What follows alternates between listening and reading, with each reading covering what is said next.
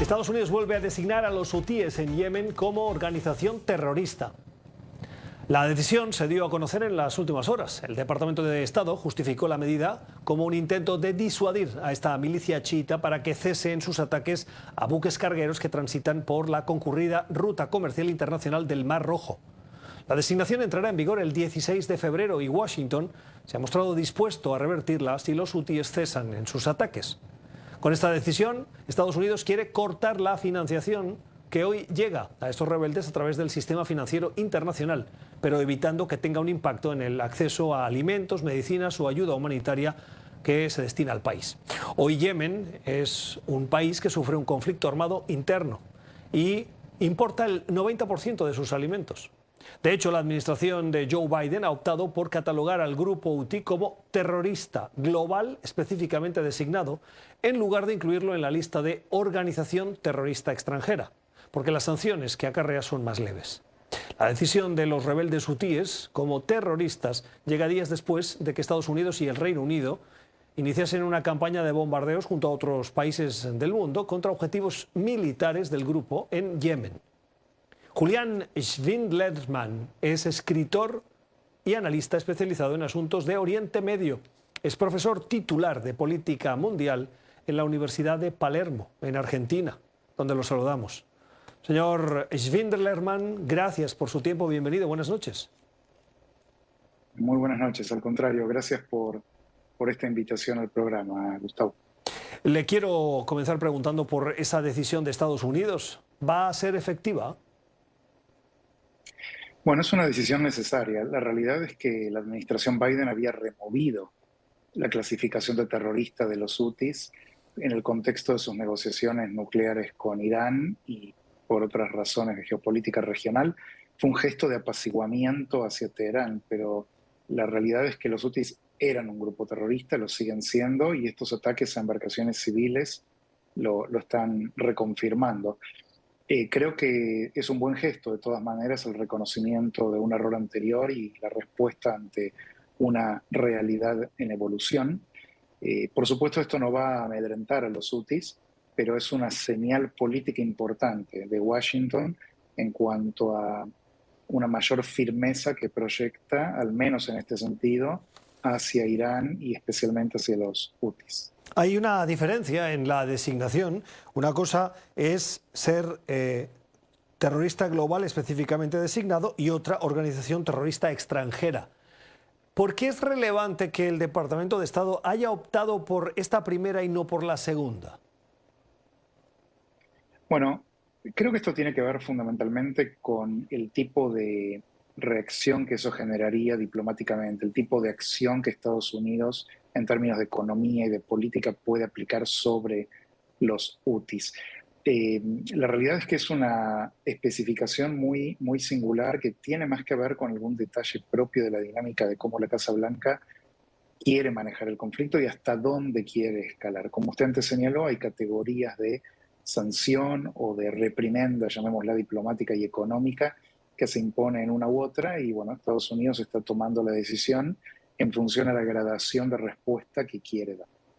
Bueno, si atenemos a la respuesta, el portavoz de los rebeldes ya ha afirmado a través de su cuenta en la red social X que la designación, leo textualmente, la designación estadounidense no tiene valor y no cambiará la posición del Yemen en apoyo a Palestina. Lo consideramos como una medalla de honor por el apoyo a la resistencia palestina en Gaza, mientras que Estados Unidos ejerce su agresión contra Yemen. ¿Cómo leer estas palabras? Bueno, primeramente que los hutis puede que tengan una solidaridad, llamémosla islámica, regional con la cuestión palestina, pero no hay que dejarse engañar por la retórica del grupo. El grupo responde a los intereses de Irán, si bien nació de manera independiente de Irán, hoy en día son aliados por razones sectarias, por el mismo modo que Hezbollah, las milicias chiitas, en el Líbano el caso de Hezbollah, las milicias chiitas iraquíes, y otros grupos cooperan con Irán. No es el caso de Hamas, que es un grupo sunita, pero que sin embargo encuentra una alianza común en la mirada del fundamentalismo que comparte con Teherán. Entonces, en este sentido es lógico que los hutis respondan con una agresión verbal, declarando que esto no les importa, que no va a afectar nada. Y es verdad que no va a afectar nada, no están mintiendo. es real que esta determinación es más una cuestión diplomática que otro tipo. El único lenguaje que van a entender los hutis es el lenguaje militar que Estados Unidos y la coalición que lo acompaña pruebe. Y también Irán, que es quien realmente los está induciendo a estos ataques y dándoles la inteligencia naval que necesitan para poder atacar estos barcos. No minimizaría el factor de la simpatía con el tema palestino, pero creo que no es verdaderamente la razón. Creo que esto responde más a toda una lucha de fuerzas del fanatismo yihadista en la región que buscan expulsar a Estados Unidos y crear un orden dominante de fuerte impronta religiosa. Cuando hacíamos la presentación del tema, explicábamos que uno de los objetivos que tiene Estados Unidos con esta decisión es cortar el financiamiento que les llega a través del sistema financiero internacional. Eso llama la atención, porque uno puede decir, ¿cómo puede una organización considerada terrorista o una milicia, en este caso chiita, aprovecharse del sistema financiero internacional para seguir recibiendo financiación? ¿Cómo lo hacen? Bueno, en este caso, primeramente porque están teniendo el respaldo de un Estado como Irán, que sí tiene acceso al sistema internacional. O sea, Irán ahora está un poco más acotado porque recibió sanciones producto de su conducta terrorista y la dimensión militar del programa nuclear que lleva adelante.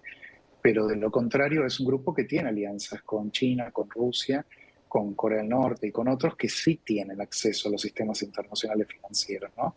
De manera que, por un lado, los hutis, hay que entender esto, no es un grupo en términos como uno lo podría ver de América Latina, como un sendero luminoso, ¿no?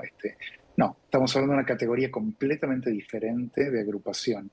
Hay que recordar que tiene la capacidad de lanzar misiles balísticos y de hecho su primer ataque que hizo contra Israel, donde intentó atacar el puerto de Eilat, que es una ciudad sureña de Israel en el Mar Rojo, requirió una respuesta de intercepción arriba de la atmósfera, o sea, en la estratosfera. Era una situación de combate espacial que no tenía precedentes en la historia moderna de las guerras. De manera que, primeramente, conceptualmente, hay que entender que los hutis, al igual que Hezbollah para el caso, son grupos ultra bien armados, casi nacional. En las últimas horas, aquí en el programa, hablábamos con expertos que nos ayudaban a comprender quiénes son los hutíes. Y una de las cosas que nos contaban es esos bombardeos de Washington, de Londres y de otros países occidentales para intentar mermar su capacidad militar, han tenido una reacción, y es que los hutíes estaban en conversaciones con Arabia Saudí. Arabia Saudí es un país alineado con los suníes y los hutíes son chiitas que se enfrentan desde el punto de vista religioso y también geopolítico, por supuesto. Y que esas conversaciones han dado al traste tras esos bombardeos. Esta decisión de Washington de incluirlos en la lista encona aún más las diferencias religiosas dentro de una región tan inestable como Oriente Medio. Yo lo pondría en estos términos, repasando un poco esa historia. Había una guerra civil en Yemen que fue en buena medida aprovechada por los hutíes en el contexto de las llamadas revueltas árabes que se dispararon en el 2011, que ocasionaron la caída del régimen en aquel momento, y luego los hutíes toman ventaja de ese momento para tratar de ganar partido político y territorial, y de hecho lo logran, tomando la capital. Esto dispara una gran guerra civil interna donde tuvo una dimensión internacional, donde Irán se puso del lado de los hutíes y Estados Unidos, bueno, dejemos las Estados Unidos por un instante, Arabia Saudita, Emiratos Árabes Unidos, del lado de los gobiernos, por una cuestión sectaria fundamentalmente. Unos respaldaban a los suníes y otros a los chiíes. Luego Estados Unidos presionó a Arabia Saudita para que ponga fin a esa guerra porque había mucha baja colateral, digamos, muchas muertes civiles, y forzó una negociación que creó una relativa paz, pero muy relativa entre comillas, muy frágil. Y luego en el marco de la guerra Israel-Hamás, los hutíes, en cooperación con Irán, decidieron empezar a calentar la región para generar una presión internacional sobre Israel por aquellos países que tienen un interés que la vía comercial naviera se mantenga segura. Entonces, en realidad Estados Unidos no podía no responder a estos ataques porque la alternativa era lo que venía ocurriendo últimamente, que es donde muchas compañías navieras importantes estaban desviando la ruta a un costo económico exorbitante, y la pregunta es si se le podía permitir a un grupo terrorista rebelde, digamos, antioccidental, controlar un cruce naviero indispensable para la economía mundial. Si Estados Unidos, como potencia internacional, no lograba poner orden en este viaducto, digamos, entonces hubiera sido un triunfo para Irán y los hutis, que hubiera solo envalentonado los ataques en otras regiones también. De manera que si esto fracasó un poco, estropeó un diálogo entre Arabia Saudita y Yemen, bueno, podrá ser parte del costo geopolítico que se paga en este momento, pero la realidad es que era indispensable restituir, y todavía no está hecho del todo, la libre circulación naviera en la región. Termino. Le pregunto por Irán y el rol que están jugando. Es evidente y lo hemos explicado cada vez que nos referimos a los hutíes, que reciben el apoyo fundamental, crítico de Irán. ¿No sería más fácil que la comunidad internacional negociara con Irán para detener ese apoyo? Bueno, yo voy a matizar un poco la pregunta. Yo diría que sí, hay que tener en cuenta a Irán, en eso coincido plenamente con lo que usted dice, porque es verdaderamente quien está fomentando estas acciones. No sé si la pregunta, el planteo sería negociar con Irán. Yo diría presionar a Irán, porque en esta coyuntura Irán está muy envalentonado. De hecho, acaba de atacar a Pakistán y a Irak, ¿no? A grupos yihadistas a los que atribuye un vínculo con el atentado que padecieron hace poco en su territorio. Fue quien indujo de alguna manera o apadrinó a Hamas a llevar adelante la masacre del 7 de octubre. Irán le da alrededor de $100 millones anuales a Hamas. De manera que y a Hezbollah en el Líbano, ni que hablar. Entonces, creo que en este sentido yo lo plantearía más en términos de una presión diplomática y económica sobre Irán.